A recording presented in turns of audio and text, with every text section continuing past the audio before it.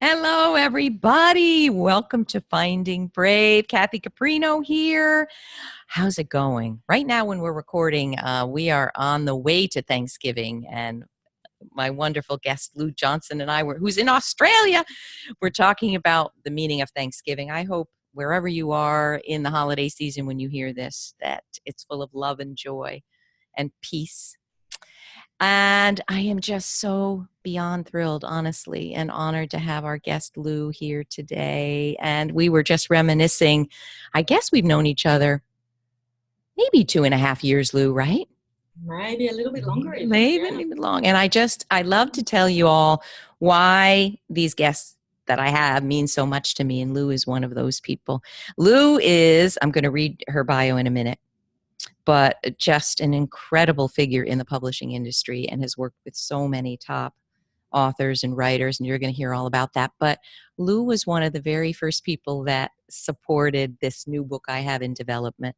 And, you know, when you meet someone that doesn't need to see it all fully baked and just believes in you, it's a precious gift in life. So to me, that is Lou. She supports from the heart and doesn't over attach to the outcome. You know what I mean? That she believes in you, and when you have that, you feel like you can move mountains. So I'm so grateful, Lou. Thank you for everything you've done for me. I so appreciate it. And we are talking about how to entice top publishers to say yes to your book project. And we have just such an expert on that. So let me tell you all about Lou. Lou Johnson is an experienced, dynamic, and highly effective business leader with a deep passion for supporting creators, developing people, workplace culture, and business performance. She is a well-known publishing industry figure with over 25 years of industry experience, including senior roles at Random House, Allen and Unwin, is that how we pronounce it? Wow. And Simon Schuster, where she was managing director between 2010 and 2014, launching her own startup, The Author People, and now publishing director at Murdoch Books in Australia. Yikes. Mm-hmm. In addition, her industry representation includes vice presidency of the Australian Publishers Association, chair of the Book Industry Collaborative Council, distribution expert reference group. Whoa, that's a mouthful. That's a lot. It sure is. Yeah. And board membership of the Stella Prize and founding committee member of the Indigenous Literacy Foundation. Wow. You are a busy woman. And here you are. And you have worked with a vast range of books, including authors like Rhonda Burns, Kate Morton, Elizabeth Gilbert. I did not know this. Al Gore, Hillary Clinton, and J.K. Rowling. So, oh my gosh, thank you for being here. Oh, it's just a pleasure.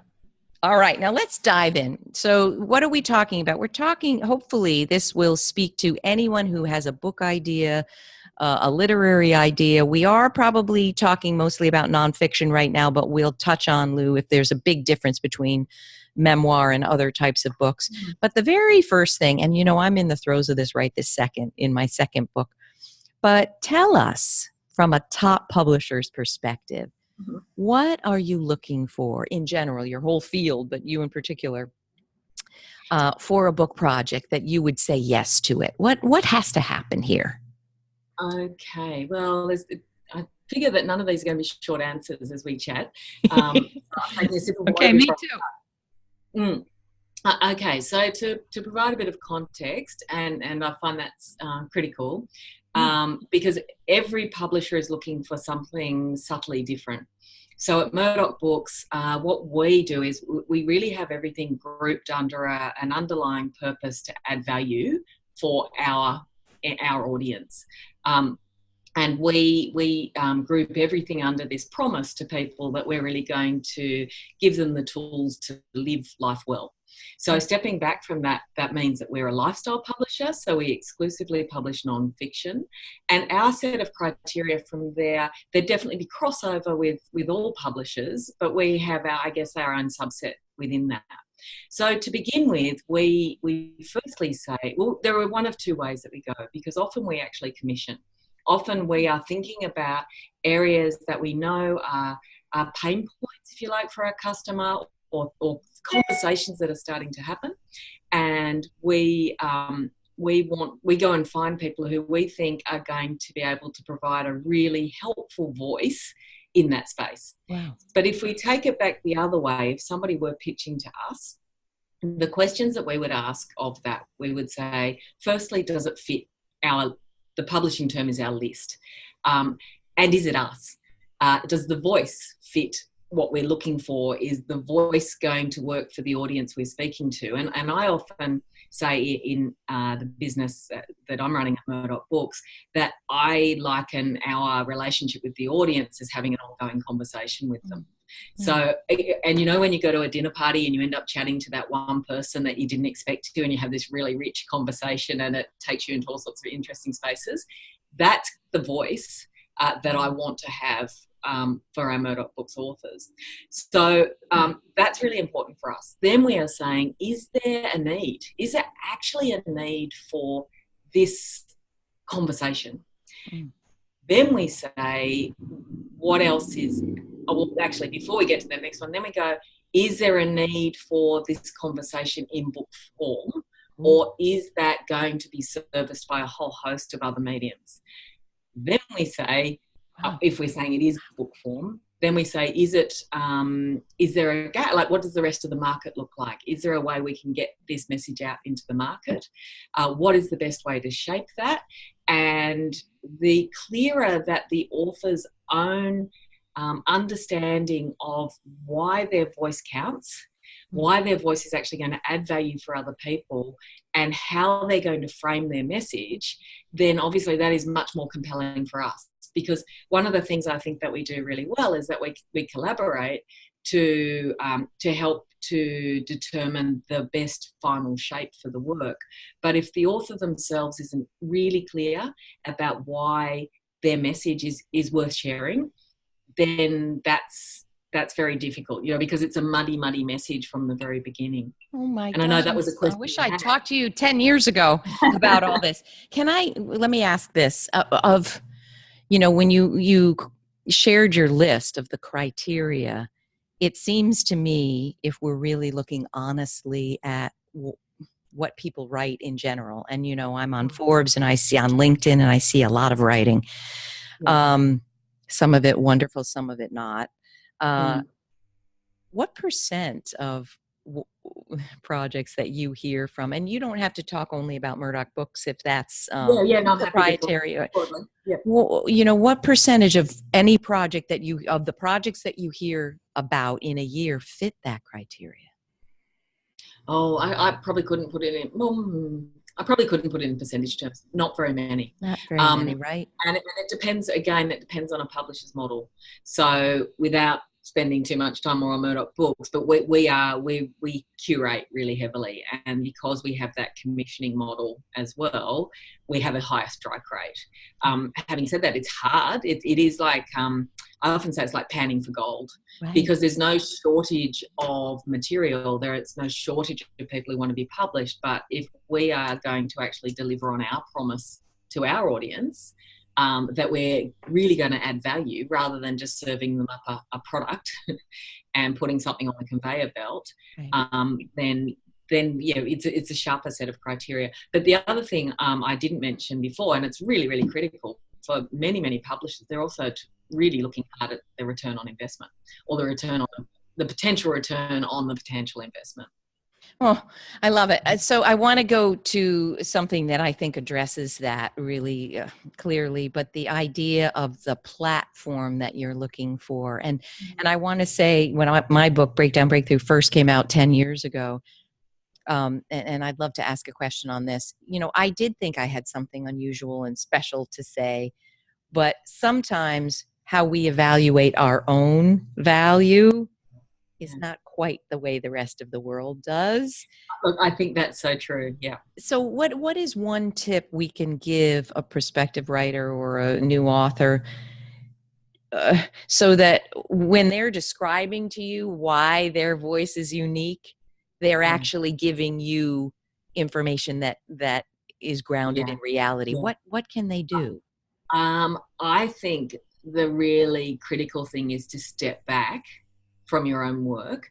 And I mean, this is also one of the reasons once a publishing I think it's one of the things that publishers add real value in is when there has been a decision, or at least when there's been an agreement to at least enter into a dance, which Yeah. may be pre-contract, that like many ideas, it actually can become, they're iterative and it can become better So through sharing the idea.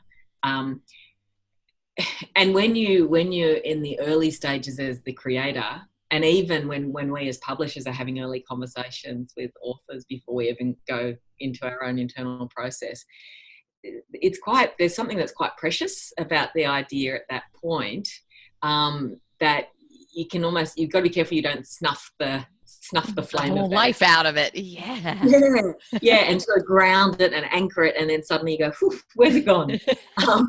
Oh. But I think the reality is, the minute it goes into a publishing process, it's moved into a business environment. So I think, and particularly in nonfiction, you actually, like with every concept, you have to test your concept. It's much better to test it before you ever put it in front of a publisher, unless you have a friendly one, like you and I had that relationship where we could bounce things back and forth. So you need to get outside your project yourself, because when you're in it, of course you lose perspective. So you have to test it firstly yourself, but it's a good idea to share it with some other people, to test it with them, to do lots of market research to see what the competition looks like, not just in the publishing space, but in other mediums. And as part of your pitch, I think it's really important to highlight that market research, because otherwise that is one of the first things a publisher is going to go off and do. Right. So if you've done that and you've made it really easy for them, and you're showing the USP behind not only your idea, but it might be actually the way you frame the idea, or the voice that you share it with, or the strength of your platform.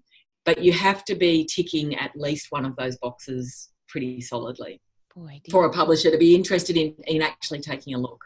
This is so helpful. So let's talk about platform. Yeah. I did get published with no platform, but there wasn't an advance involved, and I felt very grateful 10 years ago having zero platform. Tell us what do we really need to understand here? What is a platform, and how big does it need to be considered? Yeah. Okay. So look, it's such an interesting question. It's a really obvious question, but it's a really interesting one, because a platform you could have the biggest platform in the world. And when we say platform, it's not just about the number of people who you can demonstrate are following you on whatever medium, whether it's your podcast or your social platform, or a platform could be that you actually go and do, constant speaking engagements. Right. These days, really nobody is going to be doing one of those single things in isolation. Right. But what we're really looking for, if you think about platform, is it's partly reach, but it's also about engagement. And engagement is actually far more important than size of audience, though obviously the engagement levels need to be of a high enough critical mass for a publisher to be able to go, okay, well, only a percentage of those people are then going to buy it. Is that getting us to somewhere that looks interesting commercially? And then we're also looking at generally at a proposal that can leapfrog in a way the author's existing platform, because that's a kind of a point of ignition, if you like. Wow. And what I find fascinating is that things that have held true for years and years and years still exist, and that's the power of word of mouth. It's just that word of mouth travels in a different way these days. So if you don't have anything underneath you're going from a standing start, and that's very difficult. It's not impossible, but it's difficult, and it can work if you have something that is so groundbreaking that you deliver in such a compelling way. But it's hard. It's hard to go from that stand. And normally we would then be saying to an author, wow, this is a really interesting idea. How are you going to go about building your engagement with your potential audience? So let's step away from platform. How are people going to get to know about you? Why are people going to be interested? What are the things that are going to start to trigger you entering the conversation? Oh gosh, how fascinating. So tell me about So there's another. can I jump back on that? There is Please. another really interesting point.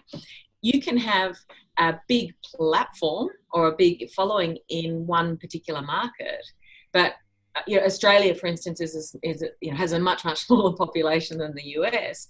When I'm talking to US publishers, I might say we're publishing this author who's got this massive platform on, massive Instagram following, and I'll talk to a New York publisher and they'll go, "What? Like 400,000 people? Forget about it." So context is really important as well. Wow.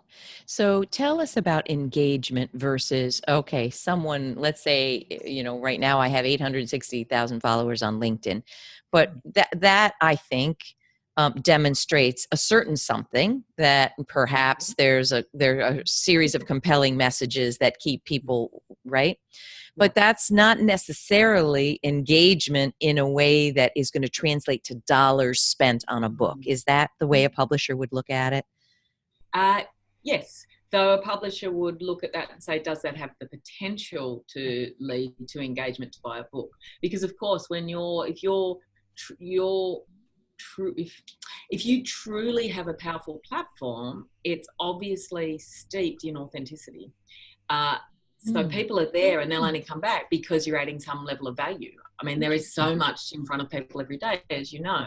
So it can't be in many ways an immediate platform to go and sell a book, because the book message it actually should be cleverly executed, but not feel like a selling message to people at any time. So that's the value for having that existing relationship with your audience, because the fairy dust, the magic, is when you're sort of at a point where they're going, I want this from you. So, Kathy, if you've got people all the time saying, Kathy, I love talking to you. And it's not just about the engagement we might see visibly, but there might be other forums in which people are talking to you and they're saying very clearly, and enough of them, because that's a mistake that people often make. They might say to a publisher, oh, everybody's asking me when I'm going to do a book. It's like, well, help us understand what everybody means. Right. Is it 100 people in your Facebook group?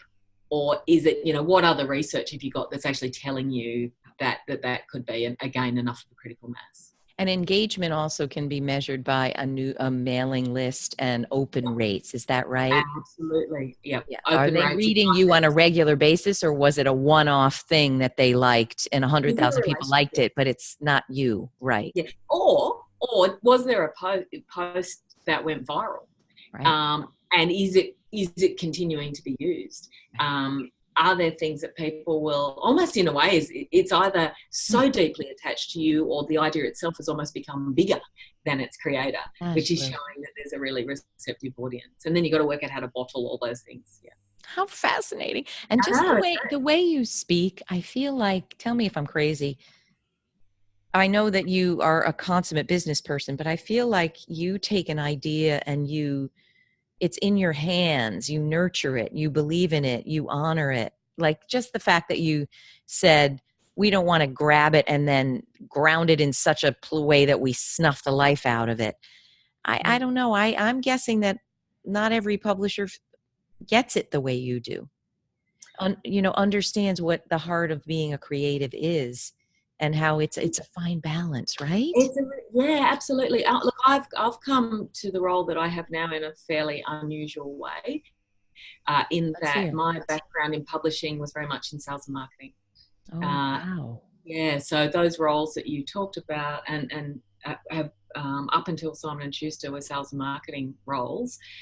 In those roles, I often worked very closely with publishers and worked closely with authors, or in this market worked to be, so in the case of Elizabeth Gilbert, I don't have a personal relationship with Elizabeth Gilbert, but was the second person in Australia to read Eat, Pray, Love, and was really just so excited about taking that message to market. And you often find with those big phenomenon books, you'll find a million people who feel like they were the one. No, I'm the one who recognized. But it takes an army, really, of people to do that. But in those roles, the things that always really drove me were relationships, and also the connecting, like the sharing of the ideas. And so then when I moved to Simon & Schuster, I was involved in setting up a publishing division, an Australian publishing division. And then I went and, took a big leap and set up my own business, because I felt that there were things that could be looked at differently in the publisher's role in that relationship between the creator and audience. The reason I love the role I have now is it is a fantastic, it's a really perfect combination of creativity and of the commercial reality. And so what I often found is that somebody coming up through sales has often found, and lots of publishers will get irritated with me here, but I often found that they didn't have enough of a knowledge of the commercial imperatives. That wasn't actually their fault. I think that was very much the business model there wasn't enough shared knowledge probably. And if you can give people access to the knowledge and they can understand the links, what the links in the chain look like, and all the things that they can do to actually make that book project, that idea, be the most powerful one and received as strongly as it can, then obviously that's going to have a benefit. So look, in a long-winded way, I learned what I learned when I got closer into publishing. So for all those years, I thought I kind of got it. Then when I got closer, and particularly when I had my own business, I really got up close to the creators. And so I learned that it's totally different, as you say, and there's a vulnerability in that. And I think that as the partner in that space, whether you end up going and publishing that book or you don't, there's kind of a human responsibility in that. But the vulnerability and the kind of the gestation of the idea, that's really beautiful, because that's true creative process. Now, it can be hard still connecting that into the practicalities of a business. But I still find for myself the fact that I have that deep knowledge of the commercial realities means that we can actually have a frank exchange with an author back the other way, because then it can be, look, this isn't that your idea is rubbish. It's actually that it's not going to work with the commercial imperatives we have in our business. And this is what that looks like. Oh, man. Oh, yeah. There's so much there. I love it. So most publishers, though, or editors are essentially, they're the author advocate and they're the reader advocate, rather than they're aware of the commercial imperatives of the business, but their primary interest lies between those two, that part of the exchange, the creator and so often the publisher. So it's a little different in every country in terms of what we call the roles, but in Australia we call the publisher really the person who's commissioning, and carries that initial primary relationship with the author, and then obviously you have an editorial team. So the editorial team often comes in even more so as the reader advocate, but working really collaboratively with the author, and they're just in there in a very gentle way, sometimes quite strongly gentle, saying, I'm not getting that bit, or give me more. And it's to really pull the best out, because as I said before, when you're in it, you lose a bit of perspective. So true. Yeah. And I want to just do a plug for going with a great publisher. My book, Breakdown Breakthrough, would not have been the book. It wouldn't have even been a close facsimile of what emerged had it not been for the editorial amazing I think guidance. Editorial is the most valuable part of No, it's your partner in birthing an idea that I find for me, I'm so close to it as my ideas, because I'm teaching them every day. I'm writing that, if someone says, explain that to me, I'm a little like, it's self-evident. What do you mean? No, exactly. It isn't. Take me back to the beginning. Why are you calling it this or whatever? Wow. Yeah. So good. And I used the word vulnerability before. I think at that point in time, it has to be all about trust. Yeah. And so that's why I was saying also there's a basic human responsibility in this, because if somebody has then entrusted you with their IP,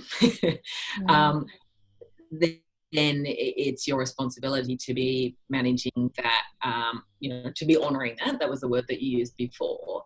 But part of the honouring it is also ensuring it's going to be the best possible thing it can be to deliver the commercial outcome that everybody, I'm assuming, particularly in this space, is actually looking for. Oh, Yeah. I love it. And I want to say, sure, millions of people want a book deal, but don't go with the person that you don't feel like you can trust. I mean, either way, I'm sure that works for you isn't working with an author, but Yeah. there are people that might give me money for a book project or a project, but if I don't feel like I can trust them, that is going to be a mistake. Am I making sense?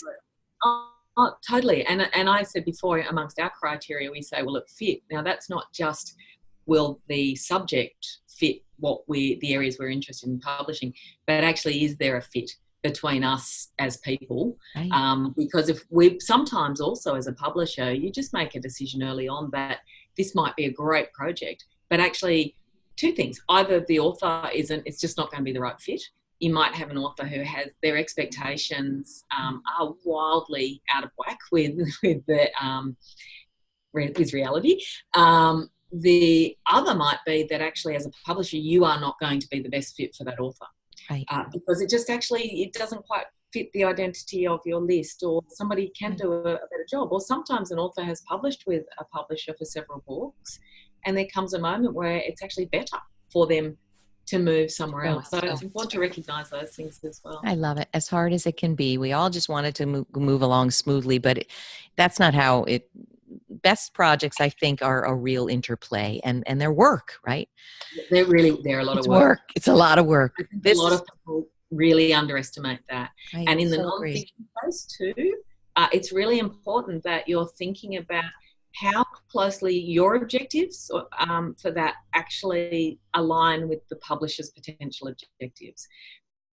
Many people in the non-fiction space are looking to do a book because it's a really great business card.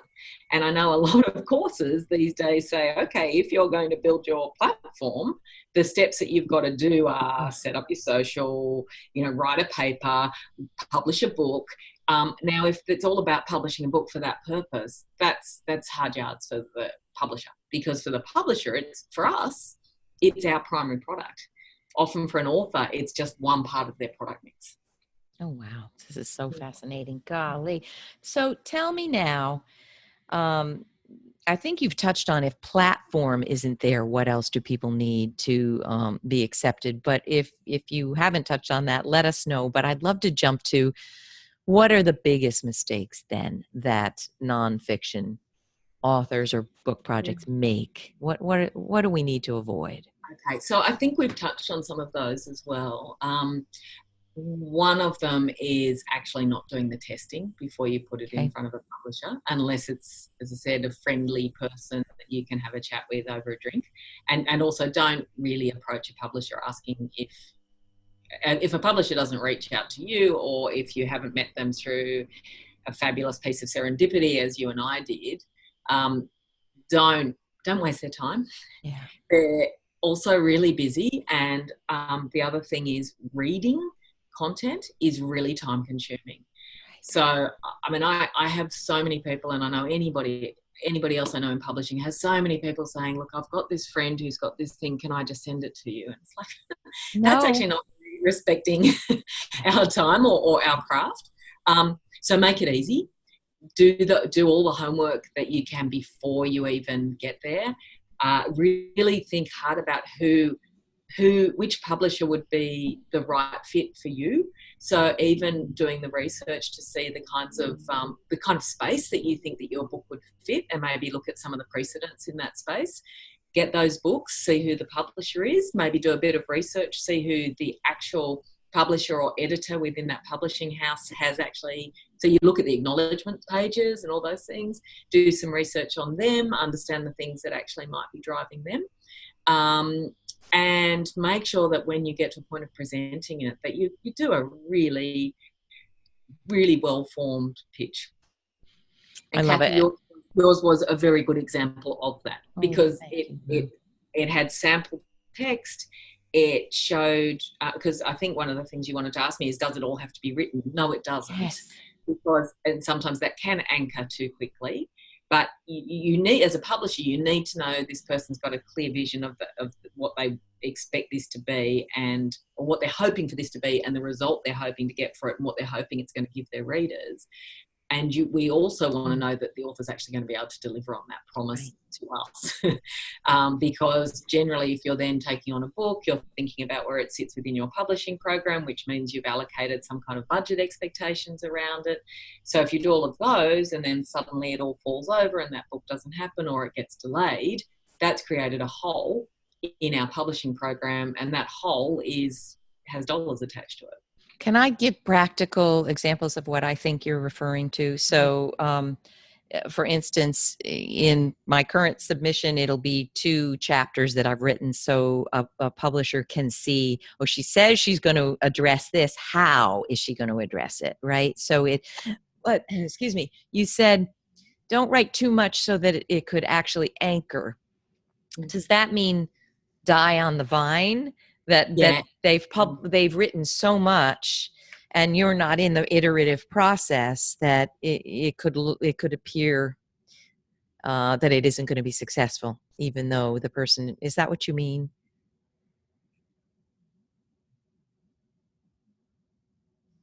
Oops, I'm having. Oh, there we go. My internet. It's okay. Are you there? Yes, we'll just hang on a minute. I'm going to pause. Hang on one sec. Okay. There we go. All right. Yeah, sorry about that.